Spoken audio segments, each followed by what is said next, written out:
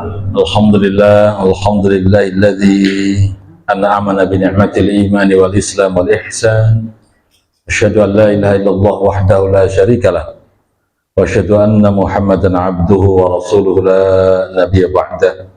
Allahumma salli wa sallim wa barik ala sayyidina Muhammadin wa ala alihi wa sahbihi wa sallim ajma'in, amma ba'd. Saudara sekalian, Bapak Ibu, jamaah salat Isya yang berbahagia, bersyukur kita kehadirat Allah Subhanahu wa taala atas limpahan karunia, nikmat anugerahnya, sehingga pada kesempatan yang berbahagia kali ini kita bisa menjalankan dengan jamaah ini salat Isya tadi. Kemudian kita lanjutkan dengan ngaji, yaitu ayat-ayat Al-Quran, kita terjemahkan, kita bacakan tafsirnya, ya, supaya kita ini mendapatkan pencerahan dari ayat Al-Quran yang kita kaji, dan insya Allah akan kita gunakan sebagai pedoman hidup kita untuk mencapai sebuah kebahagiaan dunia hingga di akhirat kelak. Salawat dan salam semoga Allah limpahkan dan curahkan junjungan kita Nabi Muhammad sallallahu alaihi wasallam beserta para keluarga, para sahabat, dan para pengikut yang setia hingga yaumul qiyamah, dan semoga sahabat beliau untuk kita sekalian. Amin ya rabbal alamin. Saudara sekalian, Bapak Ibu yang saya hormati, pada kesempatan malam yang berbahagia kali ini kita akan bahas ayat yang menceritakan adalah perintahnya Allah Subhanahu wa taala kepada Bani Israel, yaitu kepada umatnya Nabi Musa alaihissalam, yang mana sebagian sebenarnya sudah termaktub di dalam kitab Taurat yang disebut dengan 10 perintah itu ya. Makanya kalau dalam bahasa yang lain dikatakan the Ten Commandment ya, 10 perintah ya yang Allah berikan kepada Nabi Musa dan tercantum di dalam kitab Taurat. Ya, tapi ada perbedaan sedikit ya, karena kalau kitab Taurat kan berarti salah satunya berarti misalnya memuliakan hari Sabtu misalnya, tapi kalau kita kan tidak hari Sabtu, hari apa Pak? Jumat gitu ya, itu aja bedanya. Nah, kalau saya baca itu di dalam beberapa referensi, kalau di dalam kitab Taurat itu yang pertama misalnya kewajiban meyakini keesaan Allah itu sama dengan kita. Yang kedua larangan menyembah berhala, sama juga dengan kita ya. Yang ketiga larangan menyebut nama Allah dengan sia-sia. Jadi kalau menyebut nama Allah itu tidak boleh pakai kalimat yang sembrono, artinya sembarangan, itu tidak boleh, harus kita agungkan nama Allah. Nah, sama supaya menunjukkan hari Sabtu ini yang tadi saya katakan beda, kalau kita ini adalah hari Jumat gitu ya. Menghormati kedua orang tua sama dengan kita kan, birrul walidain. Kemudian larangan membunuh sesama manusia tanpa alasan yang benar, berarti sama dengan kita ya. Larangan berbuat zina sama, larangan mencuri, larangan menjadi saksi palsu ya, larangan mengambil hak orang lain, itu yang tercantum dalam kitab Taurat. Nah, di dalam Al-Quran, yaitu dalam surat Al-An'am ayat 151, 152, ini juga membahas tentang 10 perintah juga, yang memang karena ini tercantum dalam Al-Quran berarti untuk kita, walaupun ini memang juga kisahnya adalah diingatkan dulu Bani Israel zaman Nabi Musa alaihissalam.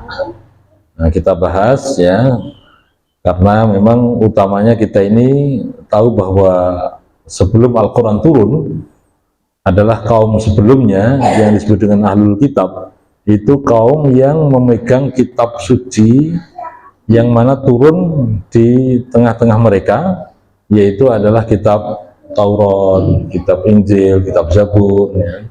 Ini diturunkan kepada mereka ya, daripada kaum sebelum Nabi Muhammad SAW. Sehingga Bapak Ibu sudah sering saya hormati, Al-Quran turun untuk menyempurnakan kitab-kitab yang sudah turun sebelumnya. Jadi Al-Quran turun itu dalam rangka untuk menyempurnakan kitab-kitab sebelumnya.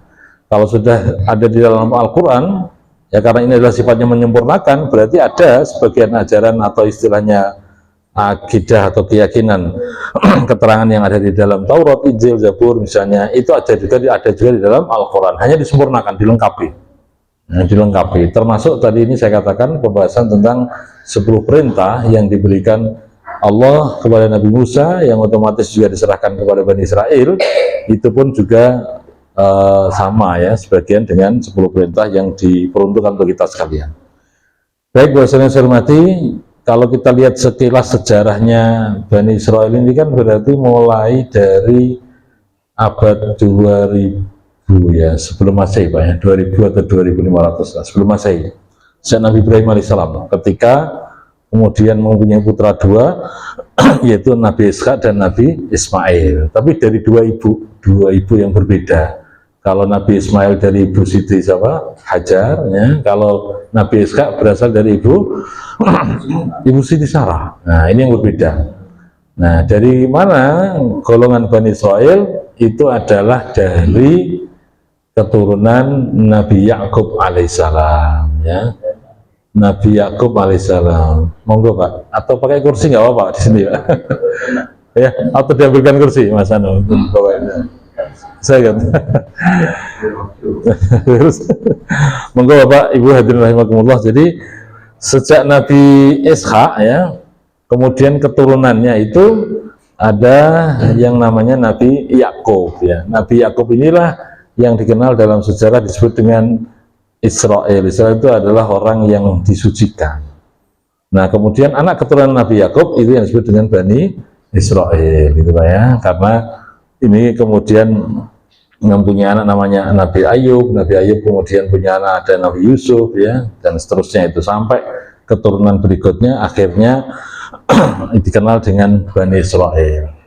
Ya otomatis ya sama enggak Pak rata-ratanya dengan yang sekarang baru masalah itu antara Israel sama apa? Palestina. Ya pasti ada rata-ratanya gitu ya. Makanya salah satu kenapa mereka tidak senang dengan umat Nabi Muhammad SAW ya, itu adalah Nabi akhir zaman yang ditunggu-tunggu oleh mereka itu bukan keturunan dari Nabi Yakub, tapi malah dari keturunan Nabi Ismail. Ini salah satu ya, salah satu analisis pendapat kenapa orang Yahudi atau Bani Israel itu nggak senang dengan Nabi Muhammad dan nggak senang dengan umatnya sampai sekarang gitu ya. Itu salah satu adalah karena Nabi Muhammad bukan dari keturunan dari Bani Israel, tapi dari Nabi Ismail alaihissalam. Baik, Bapak saudara Ibu yang saya hormati, mari kita perhatikan ada 10 perintah juga ini di dalam surat Al-An'am ayat 151, 152 yang akan saya bacakan terjemahnya. A'udzubillahi minasyaitonirrajim. Qul ta'alau atlu ma harrama rabbukum 'alaikum. Qul katakanlah Muhammad. Jadi Allah memerintahkan kepada Kanjeng Rasul ini yaitu mengatakan kepada Bani Israel. Apa yang dikatakan kepada Bani Israel? Ta'alau atlu ma harrama rabbukum. Ta'alau, kemarilah wahai Bani Israel. Kemarilah wahai orang Yahudi ya. Atlu, aku akan membacakan ma harrama rabbukum, apa-apa yang diharamkan rabbukum Tuhan kalian, alaikum untuk kalian. Jadi Bapak saudara Ibu yang saya hormati, orang Yahudi ini tidak semuanya tidak baik, tapi ada juga yang baik. Buktinya apa? Ada yang beriman pula kan kepada Rasulullah SAW. Tapi sebagian juga yang sebagian besar malah menolak. Makanya kalau kita lihat sekarang perang antara Israel sama Palestina itu kan tetap ada orang-orang Israel, ya, orang Israel yang masih menganut ajaran lama ya, itu kan nggak setuju juga itu kelihatannya ya, saya baca-baca itu, yaitu agresi pencabulan ke Palestina, ada sebagian nggak setuju. Jadi artinya adalah termasuk zaman Rasulullah juga begitu. Rasul diperintahkan oleh Allah Ta'ala untuk membacakan ayat Al-Quran ini kepada orang Yahudi, ya, dengan mengatakan atlu, aku akan membacakan kepada kalian semuanya ma harrama rabbukum, apa yang telah diharamkan Tuhan kalian alaikum untuk kalian. Jadi artinya ada beberapa larangan yang harus ditaati oleh Bani Israel ini ya, oleh kita semuanya juga, karena ini ucapan Rasulullah untuk Bani Israel tapi juga untuk kita sekalian. Nah, apa saja ini? Mari kita lihat dalam tafsirnya. Coba saya baca sebentar. Qul ayyuhar rasul lahum ta'alu atlu ma harrama rabbukum alaikum. Dalam tafsirnya dikatakan, Qul katakanlah ayyuhar rasul, wahai Rasul, lahum kepada mereka orang Yahudi ini, orang Bani Israel, ta'alau kemarilah atlu ma harrama, aku akan membacakan apa yang diharamkan Tuhanmu alaikum untuk kalian. Apa itu yang pertama yang diharamkan oleh Allah Subhanahu wa taala untuk Bani Israel gitu ya. Yang pertama adalah alla tusyriku bihi syai'an. Janganlah kalian itu berbuat syirik, menyekutukan Allah, atau istilahnya menduakan Allah Ta'ala dengan yang lainnya. Ini yang perintah yang pertama. Jadi larangan untuk berbuat syirik. Ya, ini sama dengan kita Pak ya, dalam beribadah kita ini tidak boleh melakukan perbuatan syirik. Jadi dalam beribadah kepada Allah, murni penyembahan peribadatan kita itu hanya kepada Allah Subhanahu wa Ta'ala. Otomatis tidak boleh buat syirik, tidak boleh menyekutukan Allah. Sama dengan ayat ini, ya, perintah yang pertama adalah yaitu dengan kalimat Allah tusyriku bi syai'an. Janganlah kalian itu berbuat syirik, ya, menyekutukan Allah atau istilahnya menduakan Allah dengan yang lainnya. Nah, ini supaya saya bisa mengurutkan 1 sampai 10 saya tulis sendiri Pak. Kalau di sini kan semuanya sama urut begitu ya. Nah, jadi ini perintah yang pertama yaitu Allah tusyriku bihi syai'an. Makanya Bapak Saudara Ibu yang saya hormati, dalam beribadah kita ini betul-betul hanya kepada Allah yang Esa. Makanya kalau kita lihat dalam surat Al-Baqarah 163 itu bahwa Tuhan kita adalah Tuhan yang Esa. Wa ilahukum ilahu wahid. Jadi Tuhan kalian adalah Tuhan yang Esa. Yang mana la ilaha illa huwa. Ya, tiada Tuhan yang berhak disembah kecuali dialah Allah Subhanahu wa Ta'ala. Allah adalah punya sifat Ar-Rahman, Ar-Rahim. Ar-Rahman artinya apa? Maha penyayang, Ar-Rahim dan Maha pengasih. Jadi artinya kita ini dalam beribadah hanya kepada Allah yang Esa. Jadi otomatis tidak boleh berbuat syirik. Ya, jadi artinya menjadi pelajaran bagi kita sekalian, ini nasihat yang pertama yaitu bagaimana beribadah kita itu hanya kepada Allah dan menjauhi yang namanya perbuatan syirik, ya, menyekutukan Allah Subhanahu wa Ta'ala. Ini yang paling penting Bapak Saudara saya hormati adalah syirik yang sifatnya keyakinan, ya, i'tiqad, ya. Ini yang paling penting itu. Ya, walaupun nanti ada juga pembagian syirik namanya syirik kecil Pak, itu tipis sekali. Nah, syirik kecil itu apa? Kalau syirik besar itu kan betul-betul kita tahu, yaitu menyembah selain Allah kan begitu. Tapi kalau syirik kecil itu tipis Pak, dan boleh jadi itu kadang-kala hinggap atau ada pada diri kita. Apa Pak syirik kecil? Kata Rasulullah, syirik kecil itu adalah yang namanya arya. Arya itu apa? Pamer Pak ya. Jadi artinya ketika beribadah bukan ingin mendapatkan ridhonya Allah Ta'ala, tapi ingin dipuji orang lain. Ini dikatakan bahwa dirinya adalah ahli ibadah, ya. Yakin dikatakan dirinya adalah orang yang pintar, misalnya orang yang alim. Wah, ini tipis sekali Pak. Dan itu dihinggapi penyakit ini adalah tidak hanya orang-orang biasa, bahkan orang-orang pintar pun juga akan terkena penyakit ini Pak. Nah, makanya kita perlu hati-hati, ya, supaya kita terhindar dari perbuatan syirik, ya, terutama syirik kecil tadi yang tipis sekali. Baik, ini yang pertama. Jadi bagaimana Bapak Saudara Ibu yang saya hormati, mari kita praktekkan dalam kehidupan sehari-hari, beribadah itu hanya kepada Allah. Makanya saat sholat misalnya, tadi yang kemarin sudah saya sampaikan itu, jadi ketika kita sudah mengucapkan Allahu Akbar, ya berarti Allah yang Maha Besar inilah sembahan kita. Kita tidak menyembah kepada selain Allah Subhanahu wa Ta'ala. Nah, jadi dan ini intisari dari para nabi, para rasul diutus Pak. Jadi para nabi dan rasul diutus di muka bumi ini adalah sama tugasnya, yaitu mengajak umatnya, kaumnya untuk menyembah kepada Allah Subhanahu wa Ta'ala dan menjauhi sesembahan selain Allah, atau istilah menjauhi perbuatan syirik, menyekutukan Allah. Nah, ini baik, ini adalah perintah yang pertama, atau istilah larangan yang pertama yang harus ditinggalkan oleh mereka. Kemudian yang kedua, perintah yang kedua itu wabil walidaini ihsana. Nah, di sini dikatakan wabil walidaini ihsana. Kalau saya baca tafsirnya itu begini. Allah tusriku ma'hu syai'an min makhluqatihi fi ibadatihi.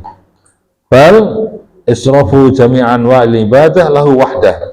Kal khawf wal raja wa du'a wa ghair dzalik.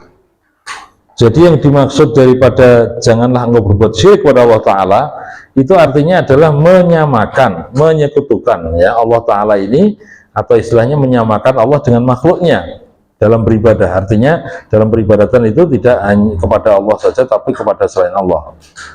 Bal israfu jami'an. Nah, oleh karena itu jami'an wal ibadah, ya, ketika kita dalam beribadah apapun juga itu harus lahu kepada Allah yang Esa. Kalau dalam tafsir dikatakan kal khauf war raja wa du'a wa ghair dzalik. Jadi Bapak Ibu yang saya hormati, peribadatan atau penyembahan kita kepada Allah itu adalah ada yang amaliyah yang sifatnya batin, tapi juga ada yang amalan lahir. Misalnya kita ini cinta kepada Allah, kemudian kita ini istilahnya takut akan siksanya Allah. Itu amalan batin apa zahir Pak? Ternyata itu amalan apa? batin, Pak. Takut kita kepada Allah, ya, itu batin. Ya, kemudian rasa rindu dan cintanya kita ketemu dengan Allah Ta'ala, nah, itu batin juga. Makanya yang dimaksud peribadatan itu memang tidak hanya secara lahir saja, tapi juga batin. Nah, ketika kita ini sholat, baru di situ ada lahir, ada batin, gitu ya. Tapi kalau khusus yang namanya apa tadi, cinta kepada Allah, rindu kepada Allah, atau istilah dikatakan takut, mengharap ridhonya Allah, itu adalah amalan batin. Ya, amalan batin harus kita lakukan di dalam beribadah kepada Allah Ta'ala. Nah, ketika beramal batin tadi pun hanya kepada Allah, bukan kepada selain Allah. Baik, kemudian perintah yang kedua tadi dikatakan wabil walidaini ihsana. Kepada orang tua itu harus berbuat baik. Nah, dalam tafsirnya dikatakan wa an tuhsinu ilal walidaini bil birri wa du'a wa nahwu dzalik.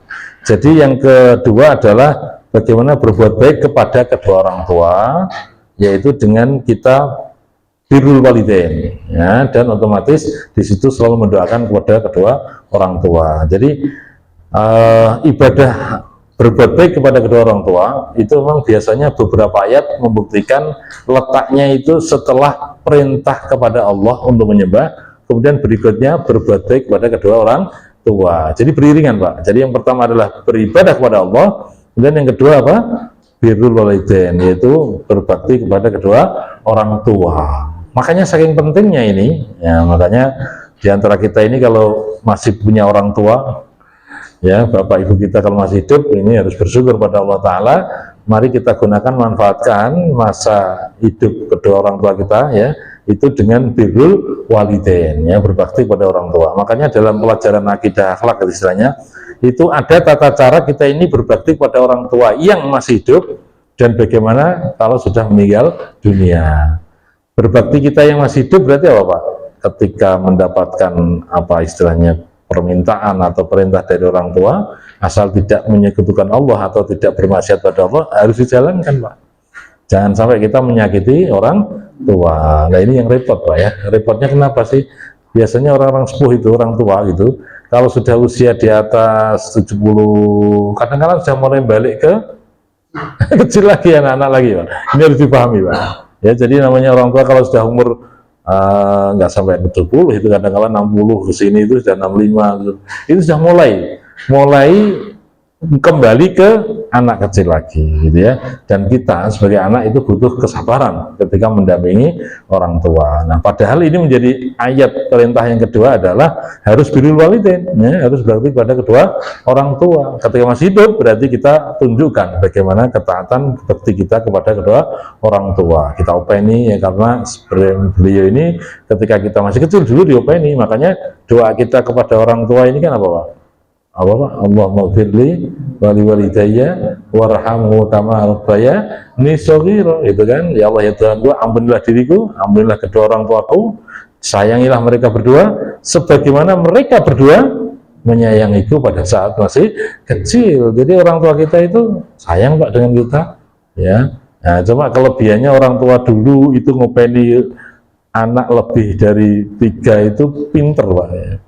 Kita ini kadang-kadang kalau sudah sepuh ini kemudian ngopeni orang tua kita yang hanya 1 orang, kewalahan dan repot gitu, ya. Nah, kadang-kadang malah putra-putra ini nggak kompak gitu. Nah, ini menjadi apa perhatian bagi kita sekalian. Wujud birrul walidain kita adalah bagaimana ketika orang tua kita masih hidup, ya, kita harus memuliakannya, kita harus menghormatinya, kita harus menaati perintahnya. Nah, kalau sudah meninggal bagaimana? Ya, kewajiban yang pertama kita doakan, Pak. Ya, kemudian yang kedua kita jalin silaturahmi kerabat daripada orang tua kita. Makanya kemudian ada silaturahmi dari jalur bapak kita siapa, dari jalur ibu siapa, gitu ya. Itu istilahnya nyambung tali silaturahmi. Nah, ini penting sekali. Ini bukti daripada wujud birrul walidain ketika masih hidup maupun sudah meninggal dunia. Baik, ini perintah yang kedua. Jadi kepada orang tua kita harus berbuat baik. Wabil walidaini ihsana. Yang ketiga, nah ini yang ketiga, Pak. Yang ketiga adalah wala taqtulu auladakum min imlaq. Nahnu narzuqukum wa iyyahum. Jadi artinya adalah wala taqtulu, janganlah engkau membunuh auladakum, anak-anakmu, min imlaq, karena takut imlaq, fakir, takut miskin, gitu ya. Nahnu narzukukum, kami kata Allah yang memberi makan, memberikan rezeki kepada kalian. Wa iyyahum, dan kami pula yang memberikan rezeki kepada mereka, anak-anak kita. Ya, Bapak Ibu yang saya hormati, ini menjadi perhatian kita karena memang dulu ketika masih zaman jahiliyah itu, ya istilahnya ada beberapa anak yang istilahnya malah dibunuh, Pak ya, terutama adalah anak perempuan saat itu. Dan ini untuk nasihat kita semuanya, bahwa kita ini tidak boleh wala taqtulu auladukum, janganlah engkau membunuh anakmu. Jadi yang namanya anak lahir di muka bumi ini itu sudah mendapatkan jatah rezeki bagi anak kita. Ketika anaknya masih kecil, anak kita masih kecil maksudnya, itu rezekinya dari mana? Ya dari Allah Subhanahu wa taala melalui perantara kedua orang tuanya, gitu Pak ya. Kita lihat yang namanya bayi lahir, makanya secara otomatis setiap bayi lahir di muka bumi ini kemudian disiapkan juga yang mendampingi supaya bayi tadi hidup. Berarti apa? Ada yang namanya ASI, Pak, gitu ya.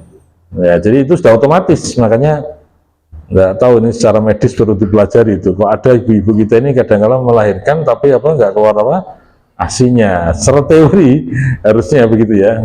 Takdirnya Allah itu ketika lahir di muka bumi ini yang namanya janin gitu ya, itu sudah Allah siapkan pula bagaimana makannya kan begitu. Semua makhluk hidup itu, termasuk kalau kita lihat sekeliling kita misalnya ada ayam yang menetas dari telurnya, itu kan otomatis dengan takdirnya Allah kemudian dia ini bisa berdiri gitu ya, dan bisa berjalan dan mencari makanan binatang kecil-kecil itu kan. Nah gitu, jadi artinya sudah otomatis itu Allah siapkan bagaimana caranya hidup mereka, yaitu di bumi ini kan begitu. Maka ayat ini menegaskan, Pak, kepada kita sekalian bahwa wala taqtulu auladakum, janganlah kalian membunuh anak kalian. Min imlak, karena takut fakir, takut miskin. Nahnu narzukukum, kami itu yang berikan rezeki kepada kalian. Wa iyyahum, dan kami pula yang memberikan rezeki kepada mereka. Sehingga tafsirnya ini diperkuat bahwa wala taqtulu auladakum min ajli faqri nazulibikum. Ya, janganlah engkau membunuh anak kalian itu ya karena takut fakir, takut miskin. Fa innallaha yarzuqukum wa iyyahum, sesungguhnya Allah memberikan rezeki kepada kalian dan kepada mereka. Jadi artinya memang ini menjadi penguat bagi kita sekalian, hadirnya anak-anak kita itu sudah otomatis Allah siapkan rezeki untuk mereka ya. Jadi ini perlu kita pahami, larangannya adalah wala taqtulu auladakum min imlaq, janganlah kita ini membunuh anak-anak kita ini karena takut apa? Fakir, takut miskin. Jadi Allah insya Allah sudah menyiapkan semuanya. Makanya dalam surat Hud ayat 6 itu Allah memberikan penegasan, ini menjadi ilmu kita ini, wa ma min dabbatin fil ardi illa 'alallahi rizquha. Jadi tidaklah Allah menciptakan makhluk hidup di bumi ini kecuali Allah sudah siapkan itu rezekinya masing-masing. Ya, sudah siapkan rezekinya masing-masing. Ya, makanya sering saya sampaikan itu bahwa semua makhluk hidup yang namanya apa ya, binatang di sekitar kita itu menjadi pelajaran bagi kita sekalian. Mereka pun diopeni oleh Allah Ta'ala masalah rezekinya itu ya. Kalau ibarat saya contohkan misalnya apa itu Pak, kemarin misalnya cicak gitu Pak ya, ketika lampu neon itu saat itu dihidupkan, maka begitu banyaknya binatang kecil yang sekitar lampu yang menghangatkan tubuhnya, maka datanglah seekor apa Pak, nyamuk kan gitu ya, lalu ditangkap. Artinya Allah kasih makan itu sang cicak. Makanya kalau misalnya kita ngerti bahasanya, bisa jadi cicak ini juga bersyukur pada Allah, mengucapkan alhamdulillah ya, ada rezeki, nyamuk datang sekitar apa lampu penerang tadi, kemudian dia makan ya. Walaupun cicak ini termasuk binatang yang sunnahnya malah kita apa kita bunuh itu ya, ya istilahnya kita bunuh. Tapi itu ada di sekitar kita ya, kita ada di sekitar kita yang namanya sang cicak itu. Baik, jadi intinya bahwa yang ketiga perintahnya adalah janganlah membunuh anak kita. Nah, termasuk Bapak, Saudara, Ibu yang saya hormati, kita pun perlu hati-hati bagaimana ngopeni anak-anak kita, yang mana mungkin bahasa sekarang adalah anak-anak yang apa namanya generasi apa Pak? Z apa milenial lah itu ya. Anak sekarang itu beda kalau zaman dulu kecilnya kita. Nah, kalau kecilnya kita itu nek wong tua, ibarat wong tua itu hanya sekedar melihat itu saja ya, atau dengan memandang, memberi nasihat tanpa kata-kata, itu sudah takut kita Pak ya. Tapi kalau anak sekarang, nah, nggak bisa itu. Banyak kata yang harus kita keluarkan gitu ya. Bahkan anak sekarang itu berani apa? Mengungkapkan argumentasinya itu ya. Harus dipahami Pak. Anak-anak remaja kita ini sekarang sudah mulai kreatif saking kreatifnya itu juga harus berargumentasi dulu kadang-kadang dengan kita, dan kita sebagai orang tua juga jangan emosi, dan itu harus kita hadapi dengan bahasa mereka gitu ya. Kenapa kok saya cerita begitu ya? Karena saya lihat kayak ada sebagian orang tua kadang-kala tidak bisa mengikuti ya, artinya bagaimana pendidikan anak-anak remaja sekarang kita ini. Yang mana remaja kita ini kadang lebih pengalaman, lebih pengetahuan karena banyaknya yang ada di internet gitu ya. Jadi lebih pintar kadang-kala orang tuanya, kalau nggak hati-hati kita harus, jadi harus kita ikuti perkembangan anak kita ini, tapi dengan nasihat positif ya, kita antarkan mereka, kita dampingi dengan nasihat-nasihat agama yang baik ya, supaya tidak terjerumus kepada hal-hal yang tidak kita inginkan. Baik, jadi intinya di perintah yang ketiga ini, atau istilahnya larangannya adalah wala taqtulu auladakum, janganlah engkau membunuh anak kamu ya karena ketakut fakir. Kemudian yang kelima itu di sini dikatakan wala taqrabu al-fawahisha ma dhar minha wa batan. Janganlah engkau mendekat, Pak. Nah, mendekat itu nggak boleh, yaitu al-fawahish. Fawahish itu artinya sesuatu yang sifatnya keji. Jadi janganlah engkau ini mendekat sesuatu yang sifatnya keji. Ma dhahara minha wa ma batan, yaitu apa yang nampak dari kekejian tadi, wa ma batan, ataupun yang tidak nampak dari kekejian itu. Jadi ini harus kita hindari yang namanya perbuatan keji ya, perbuatan kemungkaran, perbuatan yang negatif, yang nampak maupun yang tidak nampak. Nah ini penjabarannya ini banyak sekali Pak. Yang namanya suatu perbuatan yang keji itu berarti sesuatu yang membuat tidak baik bagi diri kita ataupun orang lain, dan itu memang larangan ya. Kita tetap punya prinsip, hadirin rahimakumullah, bahwa kita kepinginnya itu selalu berbuat baik ya, berarti harus kita tinggalkan perbuatan yang tidak baik, termasuk tadi dikatakan fahisyah, itu kekejian ya, karena kita punya prinsip bahwa man yazro yaksud, kalau dalam bahasa pepatah Arab itu, barang siapa yang menanam pasti bakal apa? Memanen. Sing sopo wonge nandur bakal ngunduh gitu, memanen. Itu ini prinsip ya, dan saya merasakan, menurut saya tidak hanya sudah menunggu di akhirat Pak, dunia ini sudah bisa kita praktekkan ya. Jadi artinya apa yang dilakukan kedua orang tuanya misalnya dalam hal kebaikan, itu akan berimbas positif juga kepada keturunannya gitu kan. Begitu juga kalau menurut saya, kalau anak yang posisinya kebetulan tingkah lakunya bagaimana kadangkala tidak tepat gitu ya, atau bahkan merugikan masyarakat, itu tidak lepas daripada kedua orang tuanya. Jadi artinya memang ini saling mengisi satu dengan yang lain. Utamanya adalah sekali lagi, ibaratnya dikatakan tadi, kalau kita ingin baik berarti tanamkanlah sesuatu yang sifatnya baik, itu nanti akan menghasilkan sesuatu yang baik pula kan begitu ya. Jadi nggak usah nunggu yang namanya kalau di akhirat, di dunia pun langsung Allah kasih itu biasanya ya. Jadi kebaikan kita ini insya Allah juga akan berakibat baik juga ya, dunia maupun di akhirat. Nah, oleh karena itu larangan yang kelima ini adalah wala taqrabul fawahisha ma dhahara minha wa ma batan ya, janganlah engkau mendekati perbuatan fawahish ya, perbuatan keji ya, jangan perbuatan mungkar, ma dhahara minha wa batan, baik yang ketika saat nampak ya, disaksikan banyak orang, maupun baton dalam keadaan sendirian ya. Jadi dalam keadaan sendirian pun juga harus hati-hati, jangan sampai mendekati sesuatu yang sifatnya jelek.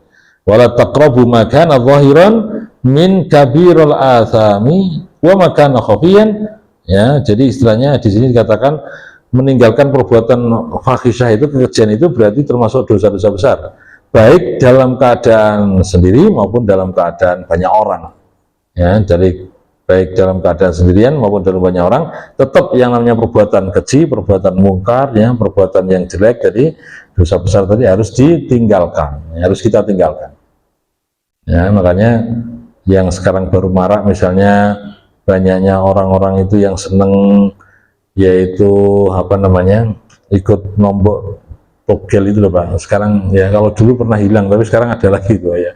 Saya lihat beberapa titik-titik tertentu mulai dari Megareper ke sini itu, Megareper Pak ya, kalau ya dalam Pusenda itu sampai ke Kedawang, coba kita lihat titik tertentu itu ada yang bergerombol gitu ya.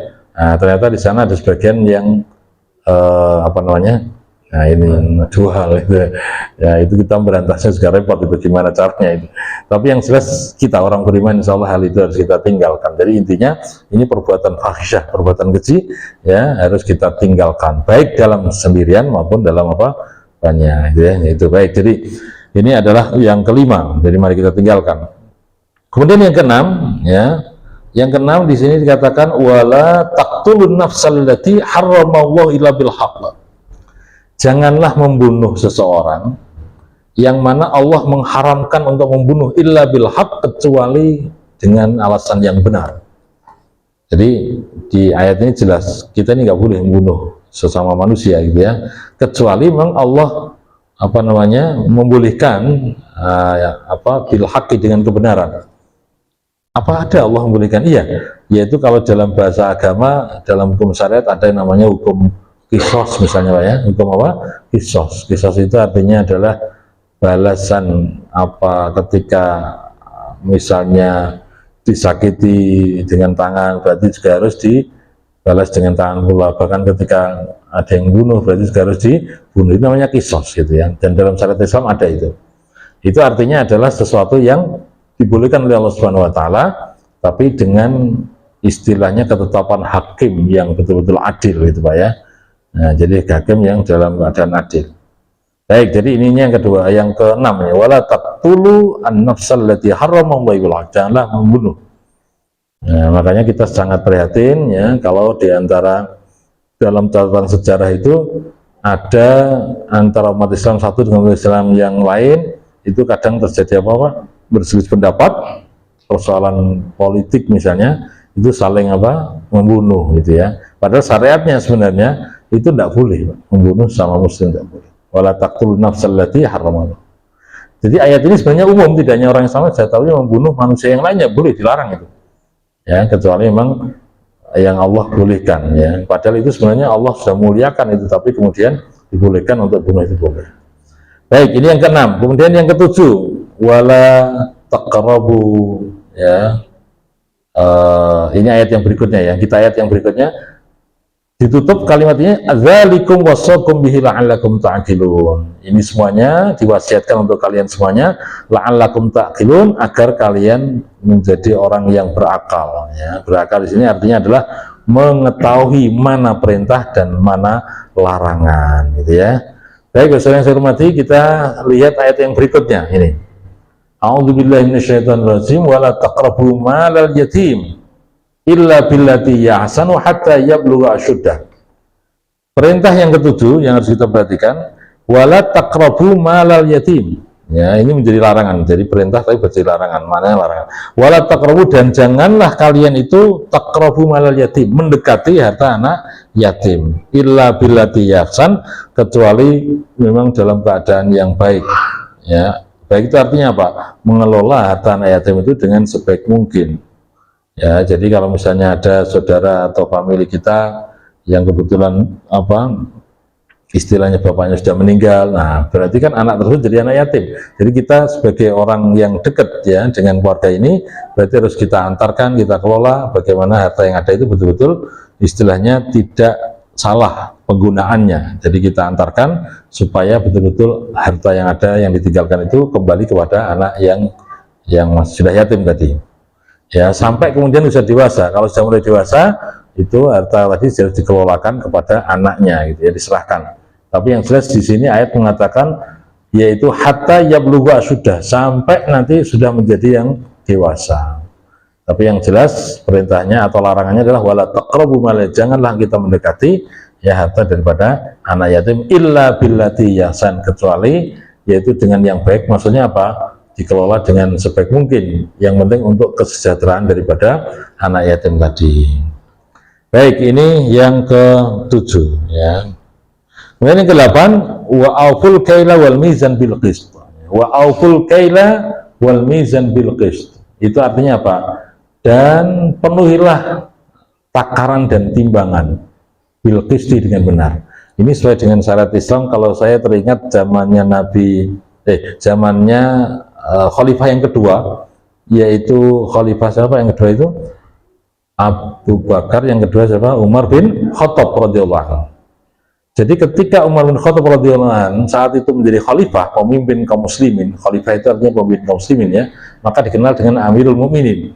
Itu membuat undang-undang, membuat aturan, yaitu sesuai dengan syariat Islam, bahwa orang yang berdagang, orang yang bisnis di wilayah Madinah, ya, tidak boleh melakukan kecurangan dalam berbisnis. Utamanya adalah masalah takaran tadi atau timbangan. Nah, karena Sayyidina Umar ini adalah sebagai seorang khalifah, sebagai seorang pemimpin Amirul Mukminin, ternyata beliau itu tidak enak-enakan tinggal di tempat kediamannya saja, tapi sukanya kalau malam adalah berkeliling di masyarakat Madinah untuk mencari informasi tentang kondisi rakyat sebenarnya kayak apa. Itu namanya pemimpin Umar bin Khattab. Ya, Umar bin Khattab ini adalah khalifah yang kalau kita lihat dalam sejarah itu selama 10 tahun menjabat menjadi Amirul Mukminin yang sampai bisa membebaskan Masjidil Aqsa. Nah, jadi sejarahnya Masjidil Aqsa ini pernah terbebaskan yang saat itu dikuasai oleh Romawi, kemudian dibebaskan yaitu pada masa Khalifah sama Umar bin Khattab, gitu ya. Nah, kemudian orang-orang Romawi yang menguasai Palestina saat itu atau Masjidil Aqsa kemudian diusir atau dikalahkan oleh istilahnya Umar bin Khattab dan bala tentara kaum muslimin. Dengan kata lain, Palestina dibebaskan dari penjajahan Romawi pada saat itu. Tapi kemudian ketika terjadi perang salib, kalau kita lihat dalam sejarah, Palestina ini atau istilahnya Masjidil Aqsa jatuh di tangan orang-orang Eropa, ya, orang-orang Nasrani kan gitu ya. Kemudian dibebaskan lagi Pak oleh Salahuddin Al-Ayyubi, ya kita lihat dalam sejarah itu, yaitu seorang sultan, artinya sebenarnya panglima perang, kemudian dianggap dari sultan yang membebaskan daripada Masjidil Aqsa. Nah, sekarang Masjidil Aqsa dikuasai oleh siapa? Oleh Israel. Kapan membebaskannya dan siapa dia? Wallahu a'lam, kita nggak tahu ya. Makanya perangannya ini menjadi ramai sekali, tidak hanya perang biasa, ini termasuk pembebasan Masjidil Aqsa. Tapi yang jelas dalam rentetan sejarah, memang sejak zaman Rasulullah, kemudian Rasul masih hidup saat itu, Masjidil Aqsa sudah dikuasai oleh Romawi Pak ya. Kemudian dibebaskan itu setelah pemerintahan Umar bin Khattab ya. Kemudian dikuasai lagi selain non-Islam, kemudian dikuasai lagi setelah Salahuddin Al-Ayyubi membebaskan daripada Al-Quds ini. Baik, saya teringat kepada zaman Abu Umar bin Khattab ini bahwa beliau itu suatu malam ngecek kepada kondisi kerakyatannya. Salah satu pengecekannya adalah apakah undang-undang atau aturan yang dibuat oleh Umar bin Khattab ini jalan atau tidak. Salah satu aturannya Umar bin Khattab yaitu, wahai rakyatku, wahai kaum muslimin, barang siapa yang berusaha atau bisnis atau dagang gitu ya, jangan sampai berbuat curang dalam hal takaran atau timbangan. Sebenarnya Sayyidina Umar itu adalah mempraktekkan ayat ini kan, salah satunya yaitu dengan kalimat wa auful kaila wal mizan bil qist. Ya, penuhilah yang namanya takaran dan timbangan itu dengan benar. Nah, Umar bin Khattab menegaskan ayat ini kemudian dengan undang-undang atau yang dibuat oleh Sayyidina Umar. Nah, sehingga suatu ketika jalan melihat dan mendengarkan keluhan daripada rakyat itu, masyarakat, ternyata ada satu rumah ya yang di pinggiran kota Madinah yang saat itu dihuni oleh ada seorang ibu dan anak putrinya. Pekerjaannya adalah menjual susu domba, susu kambing gitu ya. Nah, suatu ketika terjadi dialog dan itu didengarkan oleh Sayyidina Umar. Apa yang disampaikan oleh ibunya? Wahai anakku, supaya kita mendapatkan keuntungan yang besar, maka bagaimana susu kambing ini kita campur dengan air ya, yang jelas supaya timbangannya lebih berat, takarannya lebih banyak kan begitu. Nah, seorang anak gadis tadi kemudian menjawab dengan perkataan yang tegas, wahai ibu, bukankah Amirul Mukminin yaitu Umar bin Khattab melarang nggak boleh mencampur aduk seperti ini ya, nggak boleh yang namanya mencampur sesuatu yang kita jual dengan air ya supaya kita punya keuntungan besar, itu dilarang ya, berarti tidak memenuhi aturannya Umar bin Khattab. Jawab sang ibu saat itu mengatakan, wahai anakku, bukankah Amirul Mukminin nggak ngerti, nggak tahu apa yang kita lakukan pada malam hari ini? Si anak gadis kemudian mengatakan, wahai ibu, walaupun Amirul Mukminin nggak ngerti, nggak lihat, tapi bukankah kita ini punya Tuhan, punya Allah Subhanahu Wa Taala yang maha melihat. Jadi saya nggak mau, wahai ibu, mengikuti apa yang engkau sampaikan, apa yang engkau perintahkan dari diri saya. Jadi orang tua kalau memerintahkan sesuatu yang menyalahi aturan atau istilahnya bermaksiat pada Allah, maka bisa tidak dilakukan gitu ya, sama dengan seorang wanita tadi. Nah, dialog antara ibu dan anak jadi disaksikan oleh Umar bin Khattab. Maka akhirnya kalau lihat dalam sejarah itu, akhirnya Umar bin Khattab itu pulang ke rumah ya, kemudian memberitahu kepada anak lakinya yang belum menikah itu, namanya Asim itu, yaitu menyampaikan kalau Asim, kamu sudah waktunya nikah, saya sudah punya calon yang tepat pas untuk kamu ya Asim gitu ya. Akhirnya pun betul Pak, jadi ibu dan anak ini kemudian dipanggil ke istana atau istrinya ke tempat kediaman Umar bin Khattab dan kemudian ditembung bahwa si anak gadis itu dinikahkan dengan anaknya laki-laki Umar bin Khattab namanya Hashim. Ya, jadi karena ini adalah wanita solihah, jadi maka akhirnya pun kita lihat dalam sejarah wanita yang solihah nikah dengan seorang laki yang soleh, akhirnya pun punya keturunan yang soleh juga Pak. Yaitu siapa? Nanti punya cicit namanya Umar bin Abdul Aziz Pak. Ya, Umar bin Abdul Aziz itu kita lihat nanti akan menjadi khalifah juga. Ya, yaitu pada zaman Bani Umayyah, dan ketika beliau menjabat saat itu rakyat atau kaum muslimin sampai istilahnya penuh dengan kemakmuran, mencari orang miskin ya susah. Nah itu ya, itu Umar bin Abdul Aziz, yaitu keturunan Sayyidina Umar bin Khattab, yaitu dari anak penjual susu tadi Pak, anak yang solihah ya, kemudian nikah dengan anak yang soleh gitu ya. Akhirnya pun punya keturunan yang sampai seperti itu, cerdas, dan memang kemampuan mengelola negara itu bagus sekali. Sampai ibaratnya saking gemah ripah lojinawinya, kekayaannya luar biasa pada masa itu, mencari orang miskin untuk diberi zakat itu susah.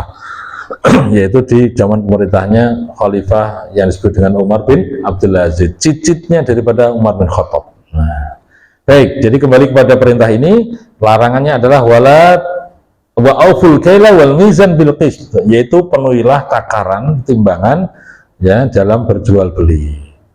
Ini biasanya prakteknya kalau kita lihat di pasar Pak ya. Saya kadang melihat di pasar tradisional itu ada timbangan-timbangan itu yang tidak tepat itu ya. Takaran juga begitu gitu ya. Ya jadi kenapa kok saya bercerita ya, suatu cerita dulu ya ketika saya masih muda itu. Maksudnya masuk di pasar itu ada yang saya lihat, oh ini ada yang nggak tepat dan seterusnya. Jadi praktek itu memang luar biasa. Makanya sampai ibaratnya tempatnya apa namanya maksiat ya, terutama cara istilah itu godaan setan jin itu paling banyak itu di mana Pak? Di pasar. Makanya kalau dalam bahasa guyonannya, kalau ada orang gila dari rumah, kemudian kalau masuk tambah di pasar itu malah tambah apa? Tambah gila Pak, itu ya. Tambah gila.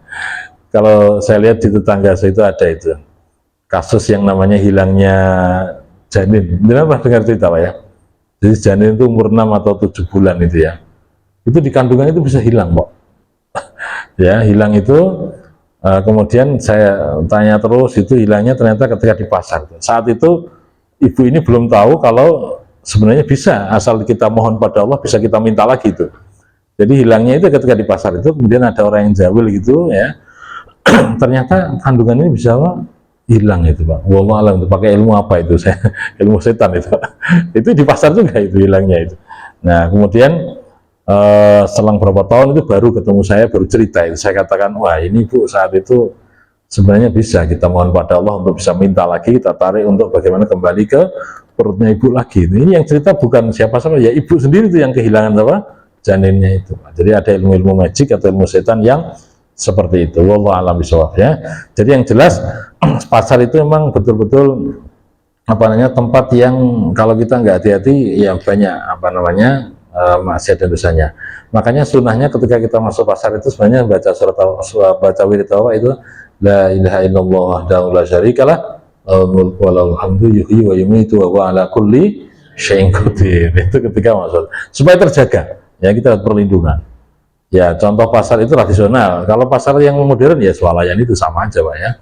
Jadi di situ kita akan menyaksikan hal yang tidak baik. Nah kita harus berlindung kepada Allah Subhanahu Wa Taala. Baik, ini yang ke-8. Yang ke-9. Yang ke-9 di sini dikatakan di dalam ayat adalah dengan kalimat A'udzubillahi minasyaitonirrajim, yaitu kita lanjutkan ayatnya, la nukallifu nafsan illa usaha. Jadi Allah tidak membebani ya beban yang berat kepada diri seorang kecuali sebatas yang dimampuinya. Artinya apa? Larangan-larangan yang tadi di atas itu semuanya adalah memang Allah sudah mengukur kekuatan kemampuan manusia. Jadi tidak membebani yang di atas kemampuannya. Baik, kemudian yang ke-9 perintahnya adalah wa idza qultum fa'dilu walau kana dza qurbah. Apabila kalian berkata, bertutur kata, berucap, itu ucapan yang fa'dilu, adil. Walau kana dza qurba, walaupun dengan karib kerabat. Artinya apa? Bahwa segala sesuatu ya yang namanya penegakan hukum itu tetap harus dalam keadaan adil, walaupun itu dengan karib kerabat, walaupun dengan orang yang kita kenal, tetap harus kita tegakkan sesuai dengan hukum syariat yang benar. Yang terakhir, Bapak saudara Ibu yang saya hormati, wa bi ahdillahi aufu, ya, terhadap janji Allah Subhanahu wa taala maka tegakkanlah. Apa maksudnya?